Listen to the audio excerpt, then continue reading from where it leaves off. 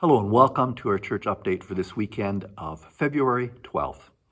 This week brought the tragic news of the earthquake in Turkey and Syria. The Alliance Canada is working to mobilize resources through partners in the Middle East. And if you want to donate, you can designate to the Earthquake Relief or Global Emergency Response Fund on your offering envelope, and we will forward that to the national office so the funds can be made available there. Thank you for your prayers and concerns for all who are affected by this. Pray that all who are affected will receive the help that they need. Psalm 46:1 says, God is our refuge and strength, an ever-present help in trouble. A little bit about things happening in our church. Sunday school happens each week for children age kindergarten through grade 6, and that takes place during the message time of the service. There is a midweek Bible study on the book of Luke. Right now we're going through a Right Now Media series by author and songwriter Michael Card on the book of Luke.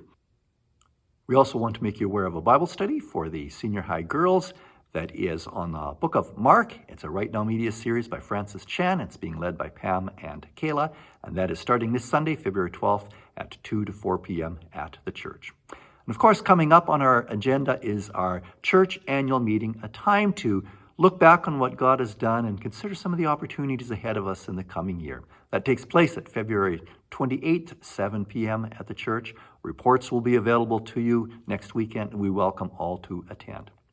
A word about the Connected and Protected seminar that took place on February 1st. That was an online seminar put on by Defend Dignity, and it was about protecting kids online. Now, I know many of you were not able to see that, but we do have a replay link for that, and if you would like that, email us and we'll get that to you.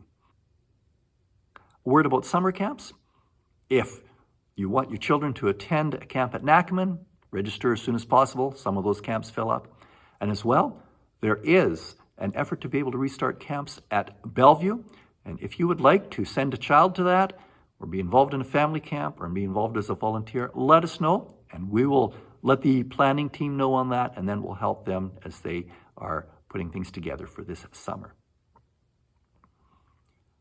This week, we're talking about discovering Jesus in mission. The message this week is Tell the Story. Before Jesus ascended, he promised his disciples that they would receive power to be his witnesses. The book of Acts is a story about telling the story of Jesus. First, the disciples tell the story in Jerusalem, where the church is born and quickly grows. When persecution comes, the disciples are scattered and they start telling the story in Samaria. Then the story expands to the surrounding nations, prompted by key events in the life of Peter and Paul. Peter has a dream about non-kosher food, which opens the door for the story of Jesus to be shared with non-Jews. Peter's dream story is told twice in Acts.